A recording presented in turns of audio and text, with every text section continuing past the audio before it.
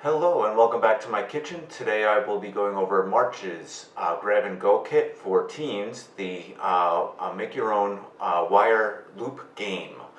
This might be something that you've seen, maybe not. It's a challenging little puzzle to do with your friends and family. Learning a little bit about electricity and connecting things. So if you were able to pick up a kit, you should have received one paint stirrer, with 2 holes drilled in it, by the way. Some couple of craft sticks with holes drilled in them. A small either craft stick or small piece of wood. 2 wires with 2 insulated wires. You can barely see those. 2 insulated wires. 1 long wire, not insulated. A cable tie. A battery. Small coin cell battery and an LED light. Oops, let me make that so that you can see it. And a small LED light and a little roll of duct tape. Some things that you're going to need at home. Let's see, I would recommend getting just a small little piece of cardboard out of the recycling bin. If you have them, wire cutters or pliers or something. Scissors can also work. And a little bit of glue. That's about all you should need at home.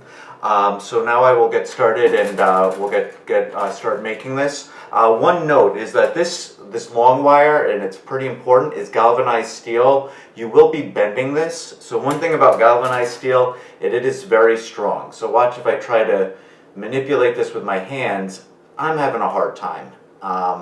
So it's not the easiest thing to do. So I'm going to show you some tricks for doing this. Just one thing to keep in mind is that the edges, these 2 ends, are cut, so they might be frayed a little bit. It shouldn't be too bad, but it is, keep in mind that that you could possibly cut yourself. So don't grab at the edges. Don't try to do anything with the edges. Always keep the edges outside of your grip. While trying to manipulate the wire. But like I said, I'm going to show you some tricks, because this stuff is tough, on what to do with the wire to get it to bend a little bit and not damage yourself or anything when you are bending it. So to get started, we are going to take our paint stirrer, 2 craft sticks, the piece of galvanized steel, some cardboard, if you have the pliers, something with a handle, or scissors, something like that, and we're going to need some glue and some duct tape. So just one note, we are working with this galvanized steel again, so be careful not to grab at the edges, as they may be frayed a little bit and could cut you. Have some cardboard or something down on the table. My table I've been doing tons of crafts on, so honestly I can scratch this up a little bit. Even still, I'm going to use some cardboard just to protect it. You're also going to be using glue, which can get messy, so make sure that you don't, you have something underneath the glue, like wax paper is good, like a big sheet of cardboard would be good as well, so just to keep things from getting damaged. So now we're going to take our galvanized steel and we're just going to straighten it out. This is not the first take that I've done on this video, so my galvanized steel has been bent in all different sorts of directions. So mine might be a little bit easier for me to maneuver right now than yours.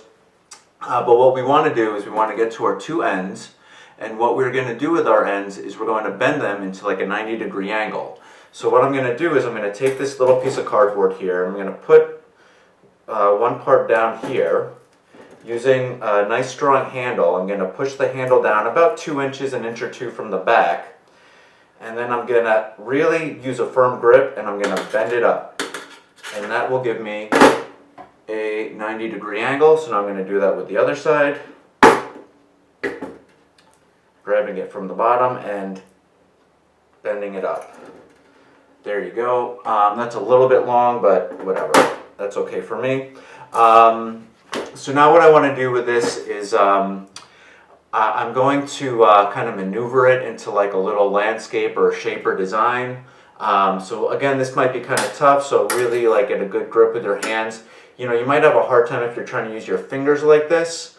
You don't need like sharp turns or corners. It just has to be like a little bit of a puzzle, a little bit tricky for people to try to complete. So just try to bend it around into a shape, something that will fit. You keep in mind that you also have to make sure that the corners for these 90-degree angles kind of line up with your piece of, with your paint stirrer. So mine looks pretty good. That's what mine looks like. So now what I'm going to do is I'm going to take this and I'm going to feed it through. So we did this because this paint stirrers are kind of, they're not really solid wood. It's like a pretty cheap flaky piece of wood. So if you try to bend this while the paint stirrer is on the wire, it could break. Well, actually it will break the wood because I did break my paint stirrer. This is not my first take. So I have cracked this, but that's okay because we've got duct tape, and duct tape will fix everything. Alright, so now I'm going to set this so that it's kind of, oops, wait, am I doing this right? Okay, no, I'm okay. So I'm going to push this through a little bit more just to give myself a little bit of room here. So you can see there's a little bit of room between this corner. Like this is where it's going to set up at the end. But now what I want to do is I want to get my craft sticks on here. Because the craft sticks are going to be like the base to hold this up. I can't see what I'm doing. Go through. Alright, so I'm going to get my craft stick. So we're doing this so that when we glue this, it lines up perfectly. And that way you're not like fidgeting around with this wire and the sticks and all to get the wire to go through. So basically what we want to do is create a kind of base that will hopefully stand up well. Something like that with the craft sticks at the bottom. So now that my craft sticks are through, I can put some glue on the paint stirrer here. I did forget, if you have like toothpicks or something, you can use the toothpick to kind of spread the glue around. Don't use your, well actually depending on what glue you use, you can use, like this is a wood glue, you can use like White Elmer's glue. That's easy to clean up. If you're using like crazy glue, not so easy to clean up. So yeah, be careful if you're using crazy glue. So now I've got that side glued. I'm going to try to get this as best as I can. It's going to be difficult, but once I have that, now I can take my duct tape and I can wrap it around. I might need an extra piece of duct tape because I did make this one a little bit wide, but yeah, this actually, yeah, that should work out fine. I'm going to try to, as best I can with all my strength, flatten this down. So that's one. Now I can do the other one. Alright, that's more than enough glue to make a mess. So now I can get these guys to come down here. Ooh, that's way too much glue. Do I even have napkins? Oh yeah, have some napkins or paper towels because we're going to make a mess with this glue. Alright, so that's glued down. I can take another piece of duct tape. Oop, that's not really glued down. Ooh. Yeah.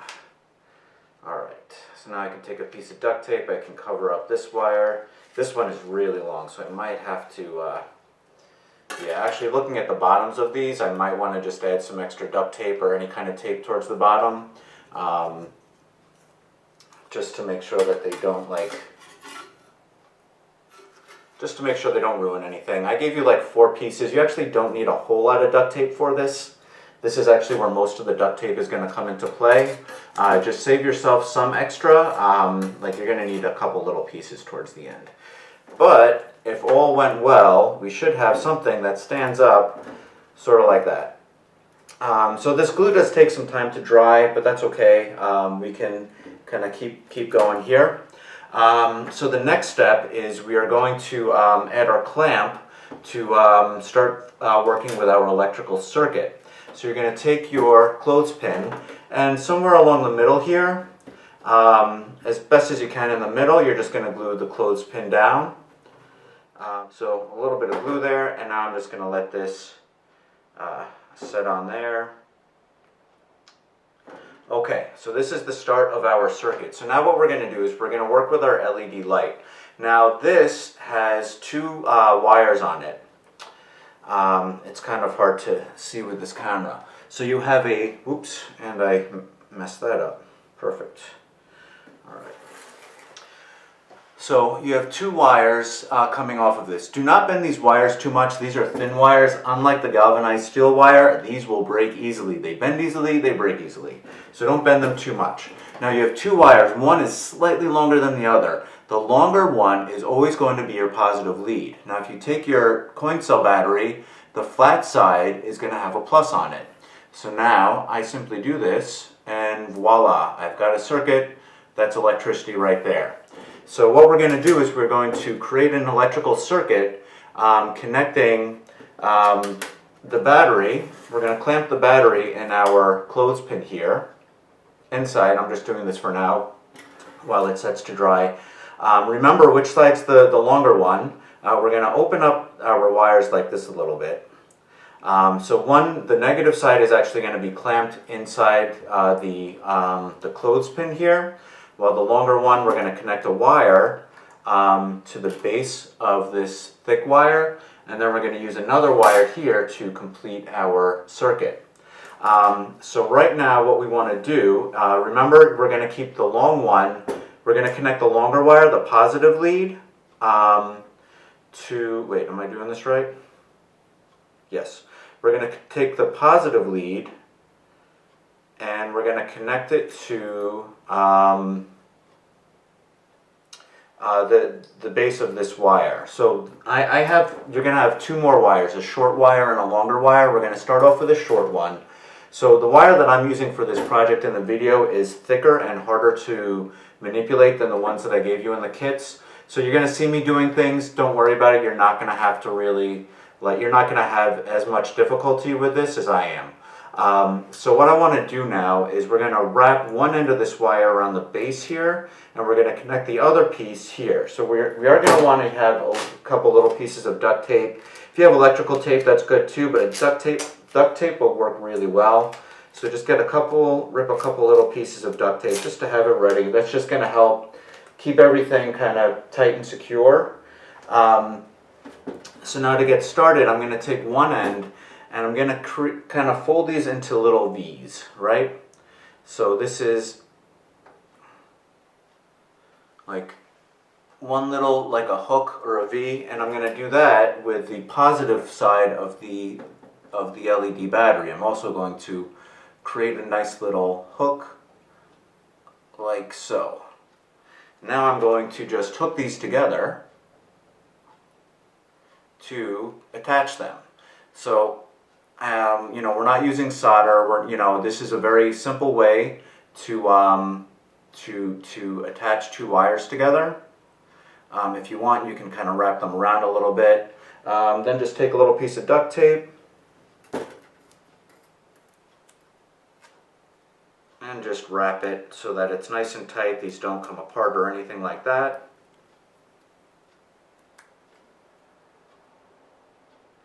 And now the other end of this, we're going to wrap around the base of this wire here. So this might be a little bit tough for me. You're going to have an easier time coiling this around. But I didn't have too much wire, so I used solid wire for myself, and the solid base is not easy to manipulate. So once it's wrapped around, again, little duct tape just to make sure that it stays on there, and just help to kind of tighten it on there so that you get a good connection, right? So there we go. Now we are getting started here, and I just want to bend this so that my battery is facing up. All right. Okay. So next we're going to insert our battery into our little guy here. So now remember, this is the negative lead on our LED light here, so this is going to go on the top. Actually, what we can do, so we can put this on the bottom, we can flip this, I think. Yeah. So I'm going to put the positive on the top, I'm sorry. So the negative lead's on the bottom, so we're going to do this. We're going to put that there, and then we're going to just get our negative lead in there. So the negative lead is touching the bottom of this battery while it's clamped into here. So now we're going to take our other wire. I'm going to move this to the side just for a second. So now when I've stripped the edges of the insulation off of this wire, I left one not kind of short, as you can see, and one's going to be much longer. The longer one we're going to turn into a hook, like a loop, a bigger, wider loop than what we did before, but we're going to leave it, it's not going to be a closed circle. We want to leave a little bit of it a little bit of it open, just enough so that it will attach to, or so that we can get it over our main wire there. So I'm going to loop it sort of like that. So as you can see now, I can hook it to get it over the wire. This part now I'm going to take and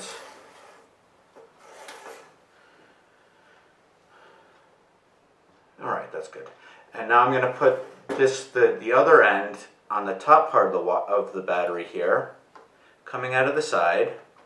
It might take a little bit of maneuvering just to get this, to get everything kind of in there. So now hopefully if I touch my wire to the other, yep, there we go. See how, now we've created the circuit. So when this wire touches here, it creates the circuit. So I'm going to explain that in just a second, but right now I'm just going to finish this up. So this isn't like ideal, right? You got, you know, it can come off. So I gave you a little cable tie, and you're just going to take this and you're going to secure it around the top of this here, just to make sure that everything stays in place and doesn't fall out, because that would be a real bummer. Alright, so try to get it as tight as possible. Make sure that your light still lights up. And once that's done, you can just cut this end off. You can use scissors or a wire cutter. Wire cutters work a little bit better because these zip ties are pretty thick. The last little piece that we need to do is just take that other little piece of wood or popsicle stick that I put in here, and we're just going to make a little handle. So you're just going to take it and tape it onto the end of your loop-ended wire. I really didn't use the best wire for this. This isn't a good wire for the wire game, but like I said, the stuff that I gave you is much more bendable. This is solid core. It is not easy to bend. So I'm just going to tape that on there. You can cut the duct tape down a little bit if you want to make it look nice and flush. So this way you just have a little handle for your game. Yeah, this wire keeps popping out too. That's not good. I'm going to try to tighten this a bit.